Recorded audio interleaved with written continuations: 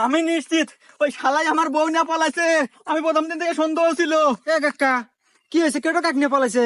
ওরে বাঁচতে রে, আর কোশ না বাঁচতে, আমার মনে হয় বিশাল বড় সর্বনাশ হয়ে গেছে বাঁচতে। আমিও যে এনজিও থেকে লোন হচ্ছিলাম, ওই শালাই মনে হয় আমার বউ নিয়ে পলাইছে। ওই যে এনজিওর নাম হচ্ছে নিয়া পালাই। কি কি কি কাকা, কি নাম কইলে আবার কও তো? ভাইস্তে, নিয়া পালাই। কাকা আপনার মারা সারা। আচ্ছা, ওই এনজিওর সাহেব কি চিকনা চাকনা উঁচা লম্বা কালো করিয়া? হ্যাঁ ভাইস্তে, তুমি চিনলা কে বইরা?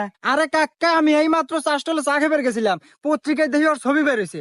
ও নাকি বিভিন্ন সময় বিভিন্ন রূপ ধরে অনেক এলাকায় ঢোকে, ঢুকে ব্যবসার কথা কয়া মানুষের বউ পটায়, পটায় বিদেশ পাচার করে দেয়। ইয়ে ভাইস্তে, আমি কি তালি বুড়া বয়সে বউটা হারাইলাম?